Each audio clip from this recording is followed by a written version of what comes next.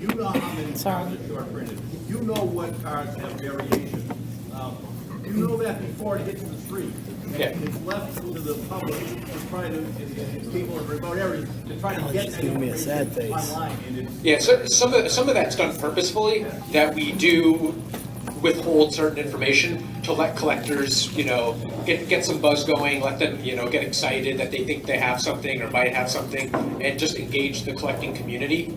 So some of that is done purposefully, but no, you're correct. We do have all the information on our side, so we can do a better job, especially too after we let some of the buzz build and the excitement get out there.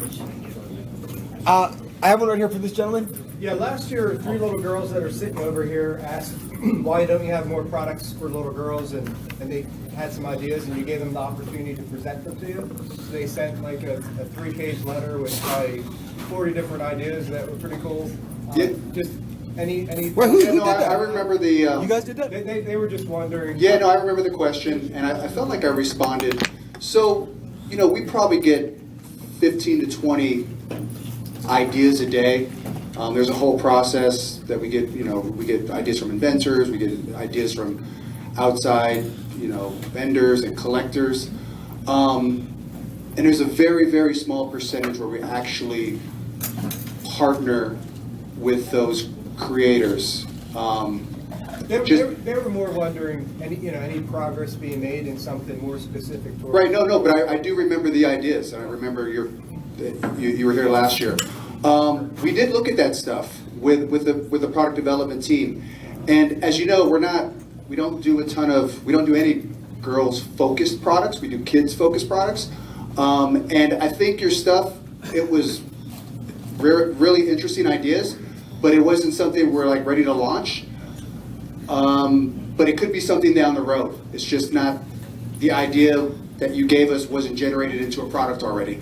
But it is something we're thinking about. One other thing I would add to that is it could have been a great idea for that subset of the consumer. So if it's an 8-year-old girl who's a collector or a 6-year-old girl who's a collector, for us to be able to sell that product at a mass scale and produce it, we have to have enough demand in the retail channel, in the house channel. And unfortunately, I think there are a lot of ideas that I've seen that I think are fantastic. They don't end up panning out for us because we can't get them volume to move forward. If someone has a very specific thing, right? If one of the girls had something they think this is absolutely fantastic, I want to know on this specific thing why I wasn't able to get through to you. I'm happy to sort of take that individually. Because I don't want to just push you off and say, oh, we evaluated it, it went away. If there's something specific, I'm happy to talk about it. Are those 3 girls here? This is for you 3 to share. Thank you. We appreciate it. We pass that back. Give them a hand. We appreciate it. Yes, right now. I just want to go back on the customer service thing where sometimes you hold things back intentionally to get the community talking. That's fantastic. However, if you're not providing the customer service, that gets the wrong kind of talking. And I know a lot of what my son's told me from Twitter and everything is a lot of people with problems that tried to get a hold of either the Twitter one or a phone call or send something in, and there was no response. So it's fantastic trying to get the community talking, but you don't always want them talking about absolutely everything. Yeah, I mean, on the customer service front, we're never able to control what people talk about, and I think a lot of collectors may be unaware of this, but this group up here, and especially a lot of the senior executives, we read pretty much all the blogs. We read all that stuff. So all the people that say, if Topps could ever, why don't they read any of this stuff?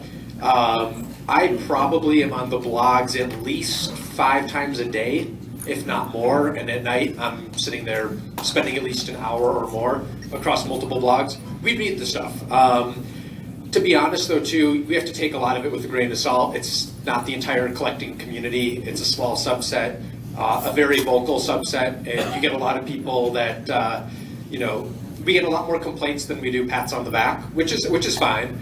But we read that stuff, we understand that stuff, and we strive to make all of our consumers happy, but a lot of the people that go and take to the blogs and go and spend the hours writing this, if they would just go through the proper channels and they would just be a little more patient with us, I think they get a much better result. we know we've improved our customer service, I think, quite a bit over the past 12 months. And there's work to be done, but we spend a lot of time evaluating our customer service and reading all that information. So we're aware of it. Two things. Yes. Where do you find the proper channels for customer service if you need it? And as well, kudos on the cards, because some of you guys were up there today when my son opened a couple really good cards. So I'm not complaining about the cards. Yes. Very good cards in some of the sets, but definitely if there's a problem, I have no idea how to go about getting it resolved. Yeah, I mean, the best is email or to call us directly. And all the contact information, it's on all of our packs, boxes of cards. But those are the two best routes to go. And it's that big. Yeah, because our legal group, we have lots of legal requirements too for all those odds and all that fun stuff on the back. It's there for a reason. So yeah, it's over the years the information's gotten smaller and smaller. So we apologize for that, but those are the best routes to go. Right here, this gentleman. I have a two-part question, if I may, and this might fall into the tank behind the curtain kind of answer. But the first part is when the cards, I'm baseball, so I'm sure the question might apply to all products. When Top ships out boxes and cases, wherever they're going, dealers, whatever, you know what you're shipping to each place. So you know you're sending a one-of-one bad knob or whatever to this dealer, or whatever, Absolutely not. trying to separate, or is it all random? It's No way we would do that. What was the question? That is this. The question is whether we know when we're shipping cases out to particular customers, regions, what's in it, one-on-ones, and But when you pack, I believe that, I'm not trying to challenge on that, but when you package, like you case, and has a case hit, you Yep. know what that case hit is? We only know there's one of the cases. In that box, okay. And if I- right, it's not subject specific. We know if there's a guarantee of a patch number to 5, there'll be a patch number to 5. No idea who it is. And the second part that I wanted to ask, it seems, it just could be a pure coincidence, but collecting for a few, it just seems to be this incredible coincidence. When a new product comes out, some of the rarest hits are out on the first day. I see them on eBay. Even before I've gotten my box, or some just the dealers, they open them ahead of everybody, do their box breaks, whatever, which is fine, that's all fine, but are the better hits out there, this is kind of behind the curtain kind of thing. So, for example, when you're talking about drumming up support or talking with you to go, hey, I have got the box, or is that all just random? It's just my coincidence, I'm seeing some of the best hits on the opening day of the product, it's Well, random. I would Because there are just as many days, we sit in there and wait for the hits to be found. the other thing, just so you It guys hurts us if they're not, right? We want them to That's be why I out was wondering if you make sure that all those boxes, The I'm not credibility, saying all of them, yeah, at least the have some. credibility that we would have with the collective community would just completely be gone. And keep in mind too, our company, we're a make-to-order company, so we don't replenish the market. We ship our products. When the product releases, we've shipped it all. There's none in our warehouse. There might be a few straggler cases, but this stuff all ships. So there's no incentive for us to do that. Well, I was wondering if it was a marketing strategy, and I kind of understand that you want to have, you want Philadelphia to have a good hit, but you want them on islands. Yeah. You know, that's a little too much. Hey guys, quick prize, you get a t-shirt and a chance to play trivia time. And the number is 592. 592 right here? All right, number 2. Kevin asked. Oh, which number? This nine? And this is going to be.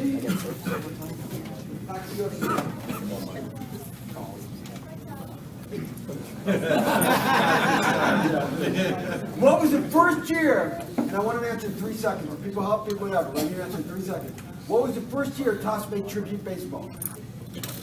2002. Final answer? 2001. I give you a chance. Second chance. Got 3 seconds to answer. What was the most valuable card, base card in that set? Base card. Howard Bull. Hey, Ruth, 99, come in. All right. For a Bowman hat. 510. Oh, thank God. 510? Give me a hand. All right, who's got a question? Who's got a question? Right here. I don't want to throw that to No offense, you guys, but when I look up front, I see no women. What are we doing to get women into this hobby? Yeah, for them. Susan's not here. Yeah, no, we have a lot of women who work at Tops, and you know, just because they're not at this specific event doesn't mean we don't hire women. But I understand that, but you said these are like the top people, top. So I'm looking at, I'm seeing a lot of dudes. this is just a handful of people of our group. Okay, but also what are we gonna do? Last year there were to 2 get women. into this hobby? I still feel like an outsider when I come to these things. But Do you have any suggestions? Listen to get the girls in here. oh god, please don't do that, Tom. Well, what attracts you to the hobby? I'm weird, but Calling all weird women. yeah. Been to the top. No, but seriously, what attracts you to the? What do you collect?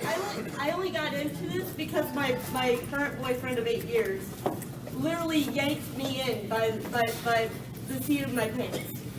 And I got in with Walking Dead cards, which you guys don't do.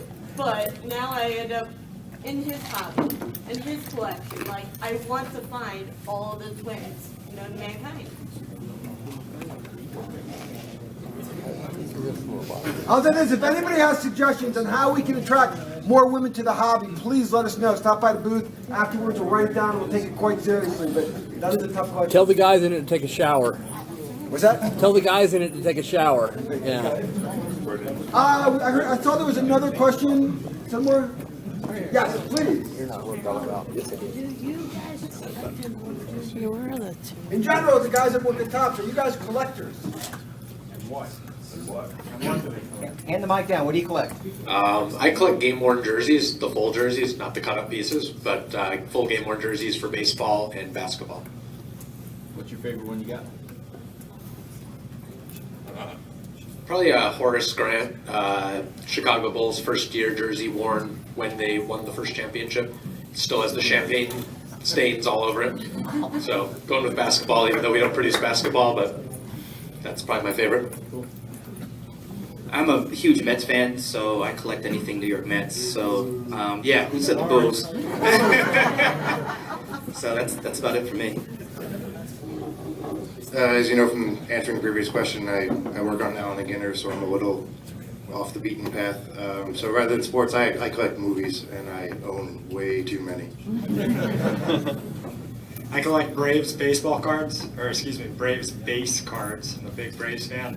Favorite piece of memorabilia would probably be a Dean Smith personalized autographed basketball I used to go to UNC basketball camp, and so I'm a huge Dean Smith fan.